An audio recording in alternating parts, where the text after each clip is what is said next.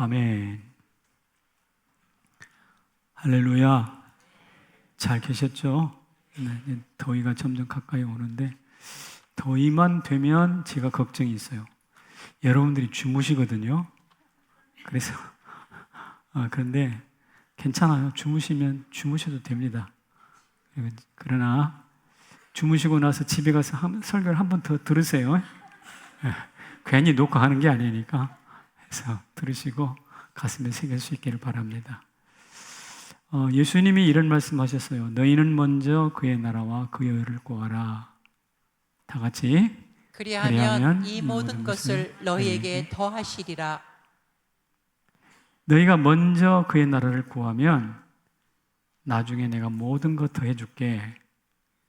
뒷책임은 내가 지어줄게. 이런 말씀입니다. 너희가 먼저, 그러면 내가. 이런 독특한 어법이 예수님의 마태복음 6장에 나타나는 어법인데 이게 예수님의 독창적인 어법은 아니에요. 예수님이 이것을 구약에서 차용해 쓰셨습니다. 성경을 인용하셨다고 해도 틀리지 않습니다. 그것이 어디냐면 오늘 잠언이에요. 오늘 말씀을 보면 1절부터 8절까지 한 문장이에요. 한 문장인데 우리 번역에 한 문장인데 내가 만일 뭐뭐 하면 네가 먼저 그의 나라를 구하면 이 뜻이 네가 만일 뭐뭐 하면 나중에 이 모든 걸 내가 더할 것이다 했던 것처럼 여호와께서 주시리니 이렇게 합니다. 1절에 너희가 만일 구하면 6절에서 여호와는 주시며 주시며 주시며 주시며 그랬거든요. 그러니까 예수님께서 하신 유명한 말씀 중에 상당수는 구약의 인용이라고 봐도 틀리지가 않습니다.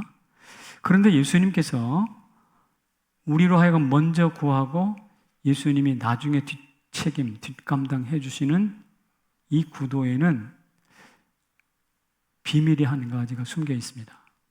무슨 비밀이냐면 예수님은 저 요한계시록에서 내가 알파와 오메가요 처음과 나중이니라 라고 말씀하셨거든. 예수님이 처음이고 예수님이 나중이라 그런 뜻입니다. 그런데 그 처음이신 예수님께서 자기의 선수를 우리에게 내어 먼저 주시는 거예요. 그래서 네가 나 대신 먼저 해봐 이런 뜻이에요. 선수를 우리와 공유하십니다. 나누어 주십니다. 그렇게 하시는 이유는 무엇일까? 나중에 열매가 있을 텐데 그 나중 열매를 우리와 함께 또 공유하시겠다는 거예요. 그러니까 처음이자 나중이신 예수님이 우리를 당신의 처음으로 초청하셔요. 그리고 그렇게 하시는 이유는 당신의 풍성한 나중 열매를 우리와 공유하시기 위한 뜻이에요. 그러면 먼저 너희가 구하라라는 것은 대단히 큰 특권이죠. 엄청난 주님의 초청으로서 우리에게 기회를 주신 거거든요. 수긍이 가세요? 네. 이해가 되시죠? 네네. 그러니까 예수님이 그러셨잖아요. 너희가 내 안에 있고 내가 너희 안에 있으면 무엇인지 구하라. 하나님이 주실 것이야. 또 너희가 내 안에 있고 내가 너희 안에 있으면 열매를 풍성하게 맺는다. 근데 영생을 열매를 풍성하게 맺는 그 나중 열매를 우리와 함께 공유하신다. 그런 뜻입니다. 그래서 오늘 먼저 첫 번째 설교의 토막을 같이 한번 읽어보겠습니다. 시작. 목마름으로 예수님의 처음에 동참하라. 예수님의 처음에 동참하는 것은 대단히 영광스러운 일이에요. 대단히 영광스러운 일인데 어떻게 동참할 수 있겠는가? 목마름이 있어야 동참이 되는 거예요. 목마름, 간절히 찾고자 하는 갈급함. 인간에게는 그 목마름이 본질적으로 있습니다. 인간이 석유를 뽑아서 땅 속에 있는 석유를 뽑으려고 무려 관정을 지하 몇 미터까지 뚫고 들어가냐 하면 12km를 뚫고 들어간대요. 12km, 12,000km. 12km면 30리요, 30리. 30리를 지하 속으로 뚫고 들어가는 거예요. 석유 뽑으려고 하여튼 대단한 진전이죠. 남아프리카 공화국엔 금이 많은 땅인데 그 금을 캐려고 굴을 뚫고 들어갔는데 얼마나 갈까? 얼마나 뚫고 들어갈까? 길이가 얼마나 될까? 무려 800km야. 800km면은 서울에서 부산까지 거의 왕복하는 거리예요. 그냥 금 캐려고 막 끝까지 뚫고 들어가는 거죠. 지하로는 몇 킬로? 12km. 옆으로는 몇 킬로? 800km. 그리고 굴을 뚫을 때 땅속으로 뚫고 들어가는데 그것도 3.9km가 가장 큰 깊은 곳이에요. 그래서 3.9km가 어느 정도 되느냐 그랬더니 63빌딩 17배. 63빌딩을 17개 세워놓은 깊이만큼 뚫고 들어간대. 그러니까 인간이 금을 채취하려고 석유를 뽑으려고 가지고 있는 그 열정과 집념은 엄청난 거예요. 물불을 가리지 않는 거예요. 이렇게 열정투성이 인간이 유독 열정을 잃어버릴 때가 있어요.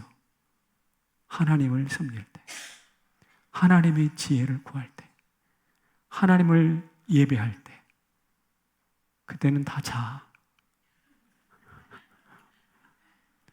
주무시려고 준비하시는 분 깨어나시기를 바랍니다. 밥 먹을 때 조는 사람 없잖아요. 금 캘 때 조는 사람 없는데 하나님 앞에서 하나님의 지혜를 구할 때는 그 집념이 사라져 버린다는 것이죠. 그래서 우리 주님이 이렇게 말씀하셨어요. 시작. 구하라 그러면 얻을 것이요 찾으라 그러면 찾을 것이요 두드리라 그러면 열릴 것이니. 왜 이렇게 말씀하신 거예요? 안 구하니까. 우리 예수님이 처음으로 초청했잖아요. 너희가 먼저 구하라. 그럼 내가 뒷배경 다 돼줄게. 그래도 안 구하는 거야. 여러분 마태복음 6장 33절에서 먼저 구하라고 초청했는데 구하라 찾으라 이 말씀이 7장 7절이에요. 그러니까 그렇게 예수님이 처음에 초청해가지고 특권을 줬음에도 불구하고 안 구해. 금을 캐러 가는 열정이 살았느니 어디로 살았니? 없어. 마른 막대기 같이 될 대로 되라 하는 식으로 배를 내밀고 있으니 예수님이 답답해서 그러지 말고 깨어 일어나서 구하고 찾으러 두드리라 예수님 이렇게 말씀하시는 거예요. 예수님의 속내가 이해가 돼요. 그 석유를 뽑으려고 지하 12km를 뚫고 가는 열정은 다 어디 갔습니까? 금 캐려고 800km를 뚫고 들어가는 그 열정과 집념은 다 어디로 갔습니까? 그 열정과 집념을 가지고 하나님의 지혜와 하나님을 찾았다면 그 인생은 벌써 이미 해결되고 이미 천국을 날아다닐 텐데, 하늘을 날아다닐 텐데 열정이 없는 거예요. 목마름이 없는 거예요.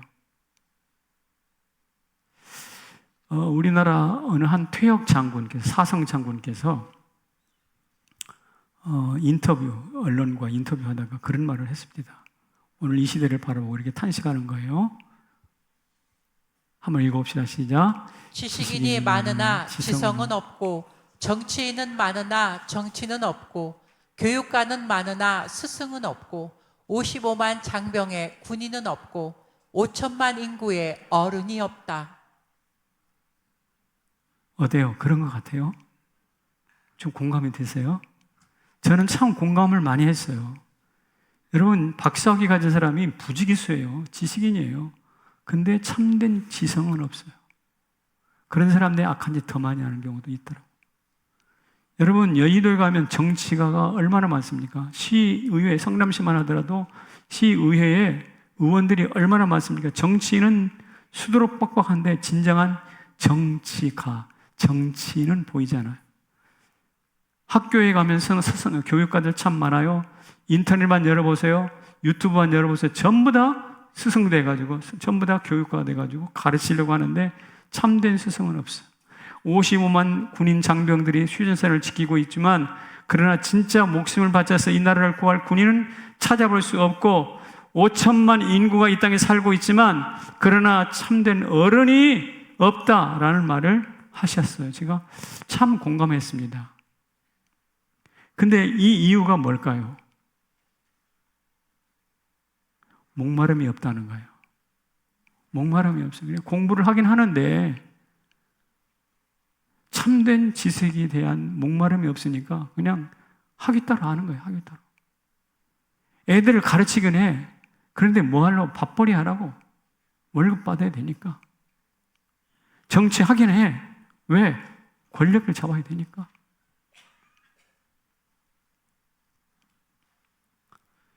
그런데 그와 똑같은 방식으로 우리가 예수를 믿고 있지 않나? 라는 것입니다. 신앙인은 많으나, 신앙인들은 많으나, 종교인들은 많으나, 참된 예수쟁이들이 없더라라는 이야기인데, 참 가슴이 와닿는 말씀입니다. 그래서 제가 생각해 볼 때, 목마름은 간절함을 낳고요, 간절함은 우리를 지혜로 인도합니다. 그리고요, 우리가 목말라지잖아요. 간절해지잖아요. 그럼 우리 속에서 진심이 나와요. 이번만 살려줘, 살려줘. 내가 다 잘할게. 목마를 때, 간절할 때 그런 말 하잖아. 이게 나이가 들수록 이 목마름이 사라지는 것을 경험합니다. 그렇지 않나요? 그래서 제가 참 간절히 소중하게 여기는 성경 말씀이 이거예요. 하나님이여 사슴이 시냇물을 찾기에 갈급한 같이 내 영혼이 주를 찾기에 갈급하나이다. 우리 여기 계신 어머니와 아버님들 부탁합니다. 목마름, 간절함을 회복할 수 있으면 참 좋겠어요. 우리가 정말 하나님 앞에 은혜를 구하면서 가마리 떼기, 거적대기 그 위에 앉아서 하나님의 이름을 목 놓아 부르며 울고 기도한 때가 과연 언제였어요? 어린아이가 젖을 찾듯이 보채면서 배고파하면서 하나님의 이름을 부르던 때가 과연 언제든가요? 아슬아한 추억입니까? 옛날 소시적 이야기입니까? 벌써 우리는 이미 갈급함을 잃어버렸다는 증거예요. 나이에 상관없이, 형편에 상관없이 하나님을 간절히 목말라 찾는 교회요 성도가 되기를 축복합니다. 그래야 예수님의 처음에 참여하게 돼요. 예수님의 처음에 참여하게 돼요. 이렇게 목마름으로 간절함으로 예수님의 처음에 참여하고 나면 두 번째 이것입니다. 시작. 하나님의 공급으로 예수님의 나중을 경험하라. 예수님의 나중을 경험하게 됩니다. 아까 말씀드린 것처럼 오늘 본문은 하나의 문장으로 이어지고 있다고 그랬잖아요. 그래서 한번 읽어볼게요. 시작. 여호와는 지혜를 주시며 지식과 명철을 그 입에서 내심이며. 하나님은 주십니다. 입에서 끊임없이 지식과 명철을 품어내십니다. 샘물처럼. 그러면 그 지혜가 어떻게 하는가? 이렇게 하십니다. 시작. 지혜가 내 마음에 들어가며 지식이 내 영혼을 즐겁게 할 것이요. 하나님의 입으로부터 나온 지혜가 우리 마음에 들어와서 우리 마음을 어떻게? 즐겁게 한다 그래요. 돈이 즐겁게 하는 게 아니고요. 그 다음에 그것으로 끝나는가? 즐겁고 끝나는 게 아니에요. 그 다음이 있어요. 시작. 그의 성도들의 길을 보존하려 하심이니라. 성도들이 가는 길을 어떻게 해요? 보존하시고 보호하신대요. 이처럼 하나님은 지혜를 주시면서 내시면서 자기 백성들의 영혼을 즐겁게 하고 그들의 길을 보존하십니다. 이게 하나님의 약속이에요. 이 하나님의 약속이 오늘 예수님이 나중 되신 예수님을 통해서 우리에게 경험이 됩니다. 하나님의 공급으로. 자, 하나님이 우리의 방패가 되고 우리를 즐겁게 하신다. 이게 성경에 있는 말이 아니라 나에게 실제로 경험되는 말이 되기를 바라는데 정말 이렇게 된다면 가슴 뛰는 약속이에요. 성경을 보면 하나님이 주시는 역사예요. 계속 다 주시는 역사예요. 아브라함의 종이 밧다람으로 갑니다. 왜 갔는지 하면 자기 주인의 아들 이삭의 아내를 구하러 갔어요. 아내를 구하러 갔어요. 그냥 왔어요? 누군가 데려왔어요? 성경을 아시는 여러분, 그냥 왔어요? 빈손으로 왔어요? 리브가를 데려왔어요? 리브가 데려왔어요. 여기 계신 여러분, 리브가 입장에서 한번 질문해 보겠습니다. 내가 함께 살붙여 살게 될 남자가 어떻게 생겼는지 코빼기도 본 적이 없어요. 근데 그런 남자, 본 적도 없는 남자하고 살겠다고 쪼르르 쫓아갑니까? 안 갑니까? 만약에 간다면 여러분들의 정신은 정상이 아닙니다. 정상이 아니에요.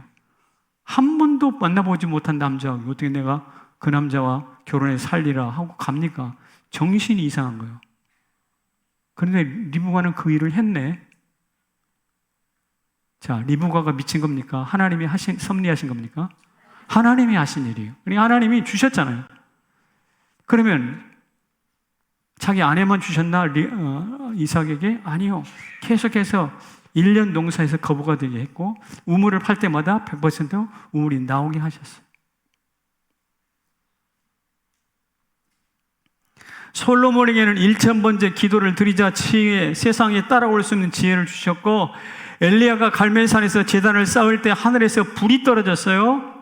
하나님은 엘리야와 솔로몬과 이삭과 아브라함에게 주시고 주셨듯이 오늘 우리에게도 주시고 주실 줄로 믿습니다. 아니, 사실입니다. 이것을 깨닫는 것이 지혜라는 것인데, 내가 가진 것 중에 내가 만들어 스스로 쓰는 것이 없고, 내가 누리는 것 중에 내가 하나님으로부터 받지 않은 것이 없다는 말씀인데요. 지혜는 바로 이것을 아는 거예요. 그래서 예수님의 처음에 기꺼이 참여하면 예수님의 풍성한 나중에 참여할 줄을 깨달아 아는 거예요. 근데 놀랍게도 이렇게 하나님이 주시고 주신 것을 잘 못 느껴요. 여러분 지금 입고 있는 거 누가 사줬어요? 두 가지일 거예요. 스스로 사줘서. 내가 사 입었지 누가 사주기는. 어떤 분은 우리 아들이 사줬어, 며느리가 사줬어, 자랑하시는. 그렇죠? 근데 하나님이 주셨습니다. 하나님이 정말이야? 여러분, 하나님이 안 주신 게 아니라 우리가 못 느끼는 거예요. 못 느끼는 거예요. 눈이 짧아서. 그리고 우리가 잘 못 느끼는 이유가 또 한 가지 있어요. 그것은 바로 뭐냐면 독점하기 때문에 그래요. 누군가가. 이 지구상에 70억 인구가 마음껏 먹을 수 있는 이 양 곡식이 생산됩니까? 안 됩니까? 되고 있어요. 그런데 이 지구상 어느 곳에는 누군가 배 터져 죽고 누군가는 배고파 죽어요. 왜 그럴까요? 독점하니까. 그러니까 배고픈 사람은 고품배로 움켜쥐고 잠에 들어간 사람은 하나님이 안 주셨다고 생각하는데 안 주신 게 아니라니까. 혼자 먹으려고 독점하니까. 또 줬어도 안 받았대. 오리발이야.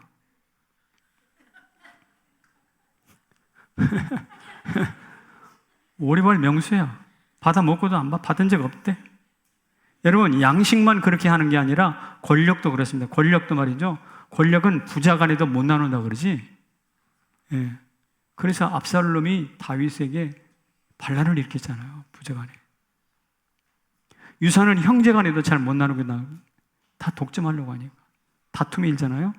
이처럼 양식뿐만 아니라 인간에게 좋다고 생각하는 것, 하나님 주신 소중한 것들 전부 다 독점하고 있으니, 하나님이 공급하셔도 누군가는 굶어 죽어. 그리고 하나님이 공급하시지 않았대. 사실과 다릅니다. 아닙니다. 여러분, 여기서 자기가 독점하고 나누지 않는 사람의 특징이 뭐냐면 자기가 자기 스스로를 책임지려고 하기 때문에 그래요. 그린 다른 말로 바꾸면 자기가 자기의 나중이 되려 하기 때문에 그래요. 예수님은 그러지 말아라. 먼저 구해라. 그럼 내가 너희 나중이 되어줄게. 이건데 예수님 그럴 필요 없어요. 나 구하지 않을래요. 내가 벌어먹을래요. 그러면서 자기가 스스로를 책임지려고 해요. 어떤 게 안전할까요? 어떤 게 풍요로울까요? 예수님이 우리의 나중될 때가 훨씬 더 풍요로울 줄로 믿습니다. 사도 바울이 이런 말을 했어요. 읽어보게요. 시작.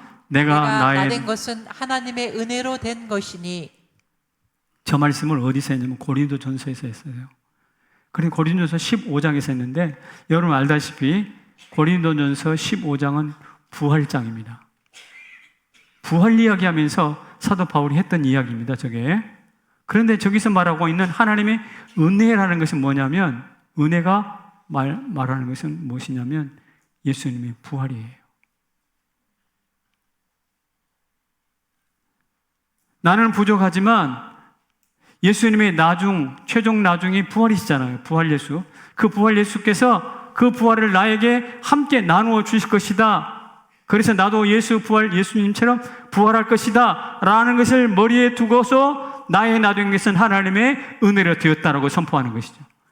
그러니까 예수님의 나중이 얼마나 풍성할 것인 것을 염두에 두고 그것을 누릴 것을 기대하니까 가슴이 벅차오르는 거지. 여러분, 내가 벌어먹는 것은 비참해요. 여러분, 내가 나의 나중이 된다고 생각해 보세요. 내가 나이 들수록 능력도 없고 힘도 빠지는데 어떻게 나를 스스로 책임지겠어요? 그런 인생처럼 비참한 인생이 없는데 축복합니다. 여기 연세 많으신 어르신들 계시니까 여러분 자신의 나중이 아니라 예수님이 여러분의 나중 되어주시기를 축복합니다. 그런데 그것을 어떻게 가는 건가? 목마름으로 예수님이 처음에 참여하면 하나님의 공급으로 예수님의 나중이 우리 것이 되는 거예요. 그런 은혜가 있기를 바랍니다. 여러분 400m 계주하는 거 보셨어요? 스포츠에서? 올림픽 같은 거 할 때? 400m, 100m씩 네 사람이 100m, 100m, 100m를 달리잖아요. 그런데 400 계주를 할 때 가장 잘 뛰는 사람을 어디다 둬요? 어떻게 하세요? 맨 앞이 아니고 일부의 배는 한 사람이 딱 한 사람이 답변했어요. 맨 앞에 둔대.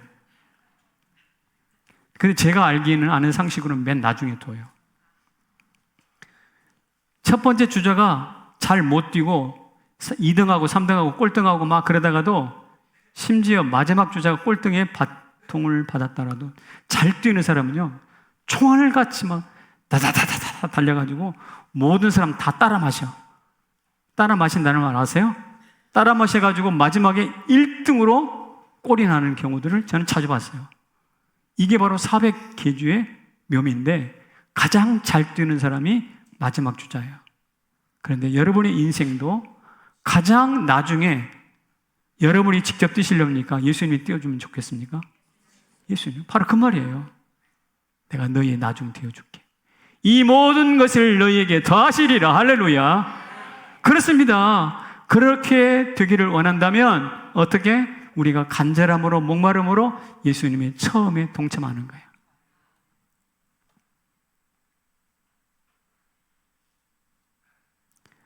이 놀라운 지혜를 발견하는 것은 아무나 발견하는 게 아니라 하나님 주신 은혜인데요. 같이 한번 읽어봅시다. 시작. 지혜 처음과 나중을 잇다. 지혜가 있어야 예수님이 처음에 동참해야 나중을 보장받는구나 라는 것을 지혜가 있어야 깨달아요. 제가 여러분 오복 중에 하나가 치아의 복이라고 하나잖아요. 치아. 아마 여기 임플란트 안 한 사람 거의 없을걸요? 다 금리빨 하나씩 받고 임플란트 하나 다 하셨을 텐데 저는 지금까지 충치가 없습니다. 자랑 아닙니다. 오해하지 마세요. 스케일링 하는 것 이외에는 치과에 간 적이 없습니다. 그런데 어렸을 때 이 치아 때문에 얼마나 놀림을 받았는지 몰라요. 치아 때문에. 왜냐하면 제 친구들이 이렇게 놀렸어요. 이게 무슨 말인지 아시겠어요? 왜 너는 대문을 입에다 달고 다니냐? 제 앞니 2개가 엄청 크거든요. 그래서 제 별명이 대문이에요. 대문이. 근데 저희 어머니가 그러시거든요. 어쨌든 저는 이 대문이 때문에 아이들이 놀리고 그러니까 뽑아버리고 싶어서 그냥 어렸을 때. 심지어 웃을 때도 입을 가리고 이렇게 웃는 습관이. 왜? 대문이가 떡 버티고 있으니. 여러분 보고 싶으면 조금 이따 제 방에 오세요. 개인적으로 입을 그때는 말이죠, 얼마나 부끄럽고 수치스러운 대문이었는데 지금 지나고 보니까 그 대문이가 앞에 딱 버티고 있으니까, 여러분 옛날에 코미디에 갈갈이라고 아세요? 무 긁어내는 친구 있잖아. 갈갈이보다 내가 더 잘할 자신이 있어. 그리고 지금은 이 앞 대문이가 딱 버티고 있으니까 다른 이가 제자리를 딱 잡아요. 치아가 그대로 있습니다. 돌이켜보니 어릴 때 부끄러웠던 그 치아가 오늘 돌아보니 너무나 크신 하나님의 은혜였어. 나 치과 안 갔다니까. 그것을 알아내는 것이 바로 지혜입니다. 아, 그 수치가 아니라 은혜구나. 이 지혜가 있어야 아는 거지. 얼마 전에 아마존 정글에서 실종된 네 아이가 40일 동안 생존했다라는 뉴스를 들어본 적 있나요? 대서특필됐죠. 뱀과 맹수가 우글거리는 그 아마존 땅에서 13살짜리 여자아이가 동생 셋을 거느리고 40일 동안을 생존했다는 거 아닙니까? 엄청난 일이죠. 기적에 가까운 일이에요. 그래서 사람들이 막 상상을 합니다. 어떻게 살았을까? 이유가 뭘까? 죽지 않고 살아가는 게. 주변에 아마 거기에 탄수화물이 많이 포함된 파리나 나무라는 것이 있었기 때문이다. 아니면 주변에 나무 열매를 가지고 수분을 보충했을 거야. 또 어떤 사람은 비행기에서 추락할 때 어머니가 거의 목숨을 이제 마지막 숨을 쉬면서 딸한테 부탁했다는 거예요. 딸아, 이 세 동생 절대로 죽이지 말고 끝까지 살아남아라. 어머니의 유언을 듣고 이 아이가 비장해져서 목숨을 걸고 자기 동생들을 보호했다. 그래서 살았지. 어떤 사람은 비행기가 추락했으니까 비행기가 추락할 때 나타나는 매연이라든지 화학성분들이 있어서 이 화학성분들 때문에 짐승이 아이들에게 접근하지 못했을 거야. 별의별 상상을 다 해.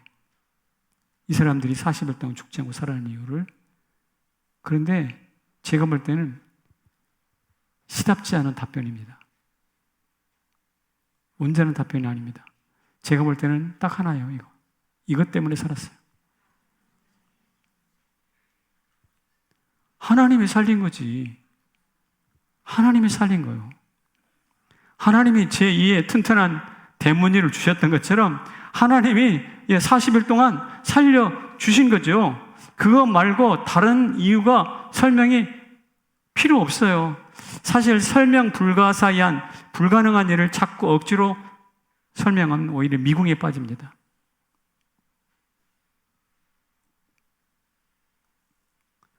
애굽에 내려간 이스라엘이 종살이 400년을 했습니다. 그로 인하여 종살이가 복이 되었습니다. 왜냐? 75명이 내려가서 200만 백성으로 풀어놨으니까. 그러니까 애굽은 이스라엘의 몸집을 키우는 인큐베이터입니다. 감옥이 아니에요. 바벨론 포로도 부끄럽게 비참하게 끌려가긴 했지만 이스라엘의 지성이 온전히 보존되어서 바벨론의 여러 학자들을 뛰어넘고 초월하는, 그래서 세계화된 지성으로 자라는 기회였어요. 재앙이라고 여겼던 사건들이 지혜의 눈을 뜨고 보면 축복 그 자체거든요. 그런데 자만의 눈이 아니면 그것이 발견하기가 어렵습니다. C.S. 루이스라는 사람이 50세에 결혼을 했는데 영국 옥스퍼드 대학의 영문학과 교수잖아요. 나니아 연대기라는 책을 쓰고 수많은 명문 명장을 썼던 사람이지 않습니까? 이 사람이 무신론자로 살다가 나이 50이 넘어서야 한 여인과 결혼을 하는데 아불사, 이 여인이 얼마 살지 못하고 암으로 죽었어요. 결혼 생활이 채 10년도 안 돼요. 생각합니다. 하나님 앞에. 하나님은 내가 예수 안 믿을 때 나를 불러서 예수 믿게 하더니 나를 결혼시켜 놓고는 왜 이렇게 쉽게 빨리 나로부터 사랑하는 사람 빼앗아 갑니까? 하나님에 대해서 막 원망하기, 심지어 믿음을 버릴까라도 생각을 했다는 거예요. 그리고 죽은 아내를 생각하면 참 너무 슬픔이 와요. 그래서 슬퍼하다가 쓴 글이 뭐냐면 헤아려 본 슬픔이라는 책인데요. 그리 두껍지 않은 책입니다. 그 헤아려 본 슬픔에서 그가 이런 말을 합니다. 내가 아내를 아무리 사랑한다 해도 아내를 위해서 대신 슬퍼해 주거나 대신 죽어줄 수 없죠. 그렇죠? 내가 아내를 아무리 사랑해도 아내의 병과 죽음은 나의 슬픔과 별개인 것이에요. 심지어 한 달 한씩 죽어서 같은 자리에 누워있다 하더라도 별개라는 거예요. 이별은 피할 수 없다는 거예요. 그리고 이렇게 말합니다. 시작. 아내의 죽음을 슬퍼하는 것이 하나님을 원망할 권리를 얻어내는 것도 아니다. 내가 아내를 막 슬퍼하면서 그의 죽음을 애도한다고 해서 그것이 하나님이 왜 죽였습니까? 내 아내 왜 죽였습니까? 라고 하나님과 따지고 들을 권리를 얻어내는 것은 아니라는 거예요. 슬픔은 슬픔일 뿐. 그러니까 이 사람이 슬픔, 자기에게 다가오는 슬픔에 대해서 면밀하게 검토하는 거예요. 헤아려 보는 거예요. 원망하는 태도, 불평하는 태도, 이게 과연 맞는 것인지, 하나님이 과연 나에게 이런 원망을 들을 이유가 있는 것인지 한번 면밀하게 검토하는 거예요. 이것을 검토하는 책이 바로 헤아려 본 슬픔이에요. 여기 이런저런 슬픔과 난맥상에 처해 있는 분이 계시다면 이 헤아려 보시길 바라요. 슬픔과 고통을. 그래서 저도 헤아려 봤습니다. 오늘 설교 준비하면서 예수님의 처음이 우리가 간절함으로 예수님의 처음에 참여하면 예수님의 나중에 우리도 동참하게 될 것이다 라고 했는데, 그렇다면 이 처음부터 나중까지 어떻게 책임져 주시지? 이거 답변을 해야 되잖아요. 이거 설교의 중요한 핵심입니다. 처음이자 나중에 되어주신다. 그 중간에는 어떻게 하실 건데? 궁금해지잖아요? 같이 읽어보겠습니다. 안 나요? 그 다음 거. 시작. 처음과 나중을 이어주는 복 두 가지. 제가 성경을 뒤적이면서 이 해답을 찾으려고 성경을 뒤적이면서 한 가지 발견한 것은 구약 성경 중에 가장 많은 분량을 쓴 사람이 누굴까요? 모세예요. 그래서 처음과 나중을 잇는 지혜에 대하여 모세에게 물어보려고. 신약에서 제일 많이 성경 방대한 분량을 쓴 사람이 사도 바울이에요. 그래서 바울에게 물어보려고 했어요. 그랬더니 물어봤더니 답변했을까 안 했을까? 했죠. 자, 먼저 바울에게 물어봤더니 바울이 이렇게 말씀하셨어요.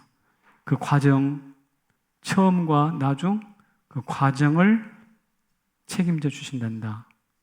어떻게요? 어떻게 처음부터 나중에 이르는 그 과정을 책임지시는데요? 바울의 말입니다. 바울의 말인데 두 가지 유명한 말씀이에요. 때를 따라 돕는 은혜. 우여곡절이 많잖아요. 엎어졌다 뒤집었다 우여곡절이 많은데 그때마다 도와. 여러분 부침개 부쳐보셨어요? 부쳐봤을 때 뒤집을 때가 있죠? 그때 안 뒤집으면 뭐가 되지? 타버리잖아요. 그래서 성경에도 뒤집지 않는 전병 같은 존재가 있다고 말했거든. 근데 하나님은 뒤집을 때를 아셔서 딱 뒤집어줘. 이게 때를 따라 돕는 은혜입니다.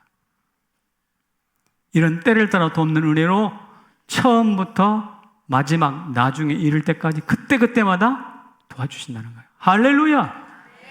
아멘이신가요? 이런 은혜가 있으면 노릇노릇 잘 구워진 부침개, 명품 부침개가 되는 것이죠. 여러분의 인생도 그렇게 될 줄로 믿습니다. 그리고 말입니다. 합력하여 선을 이룬다라는 말씀이 나와요. 아, 그렇구나. 여러분 부침개 부치는데 거기다가 재료를 넣는데 뭘 넣어요?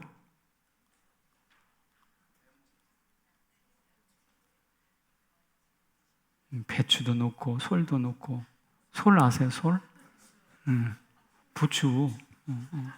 뭐 여러 가지 재료를 잘 집어넣는데 거기에 소금을 안 집어넣으면 어떻게 될까? 맛이 없잖아요. 그러니까 다른 것을 다 집어넣어도 소금 안 넣으면 안 되는 것처럼 합력하여 선을 이루도록 우리 하나님께서 그것을 적절하게 조절해 주시는 은혜. 이게 바로 합력하여 선을 이루는 거예요. 로마서 8장 28절 한번 읽어볼게요. 시작. 그의 뜻대로 부르심을 입은 자들에게는 모든 것이 합력하여 선을 이루느니라. 그러니까 처음부터 나중까지 가는 과정 중에 하나님이 두 가지로 말씀하셨어요. 때를 따라 돕는 은혜, 합력하여 선을 이루는 은혜로 가고 가는 것입니다. 여러분 오늘 아침에 나오실 때 아침 드셨죠? 그럼 우리는 아침을 먹은 것이 아니라 아침에 때를 따라 돕는 하나님의 밥상을 만난 거예요. 은혜를 보는 거예요. 이 땅에 지금 50년, 60년을 살았습니까? 그렇다면 하나님께서 그때마다 위험을 막아주시는 합력하여 선을 이루시는 은혜를 경험한 거예요. 만약에 합력하여 선을 이루시고 그때마다 때를 따라 돕는 은혜가 없었다면 우리는 어떻게 될까요? 지금 이 땅에 존재하지 않겠지. 이미 흔히 불귀의 객이 된다고 하는 것처럼 그렇게 이 땅에 존재하지 않을 것입니다. 제가 탄천에 자주 가는데 탄천 가면 아주 푸르른 녹음이 절정을 이루고 있습니다. 그런데 푸르른 색깔을 가만히 보면 어느 한 식물이 독자 노선을 받아가지고 한 식물이 책임지고 있잖아요. 초봄에는 뭐가 나오는가? 벚꽃이 푸르러지게 팍 나와요.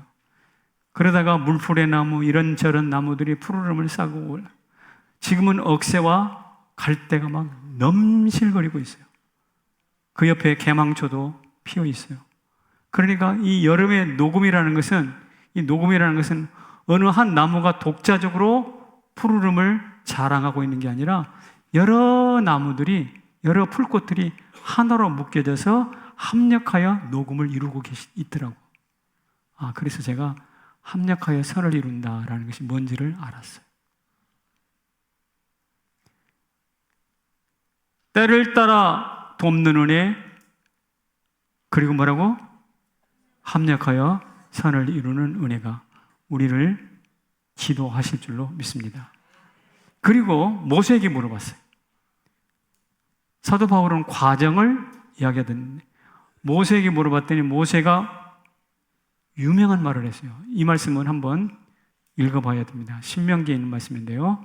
시작. 그 광대하고 위험한 광야 곧 불뱀과 정갈이 있고 물이 없는 건조한 땅을 지나게 하셨으며 또 너를 위하여 단단한 반석에서 물을 내셨으며 내 조상들도 알지 못했던 만나를 광야에서 내게 먹이셨나니 이는 다 너를 낮추시며 너를 시험하사 마침내 내게 복을 주려 하심이었느니라. 모세가 광야 40년을 살았죠. 가나안 땅에 못 들어갔지만 광야 40년의 산 증입니다. 그런데 모세가 경험한 광야 40년은 지질이 쌩 고생만 하고 잠도 못 자고 고생하는 그것이 아니라 마침내 뭐라고? 마침내 복이었다는 거예요.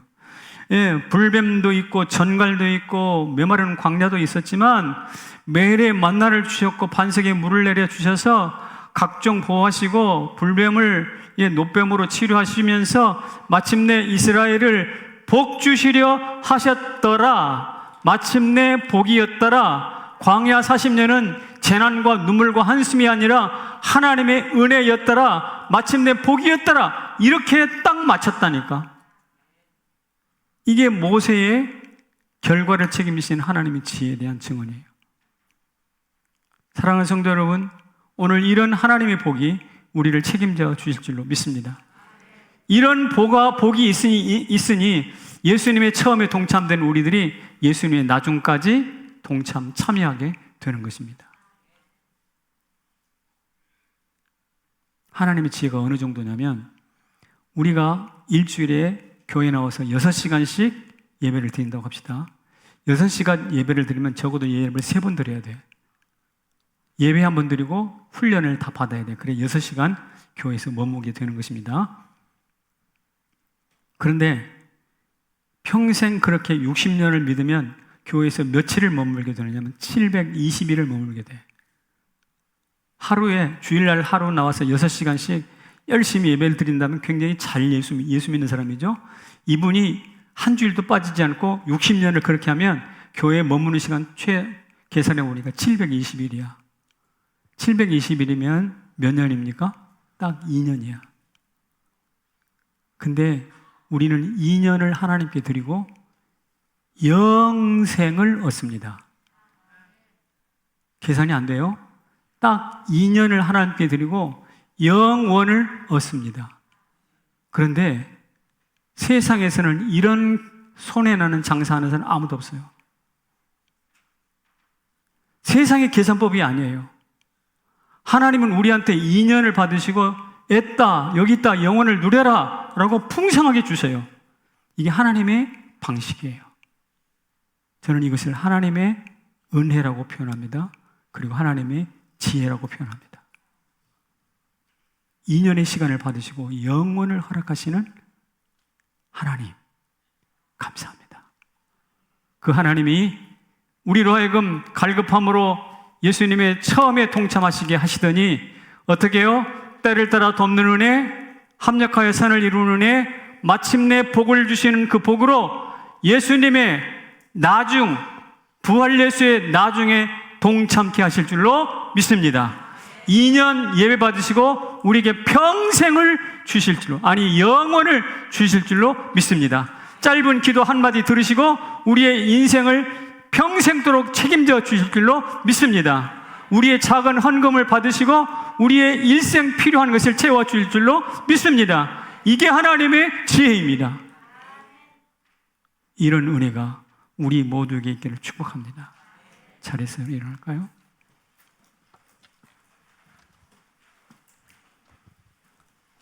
목마른 자들아, 아니죠? 목마른 자들아, 이 찬송을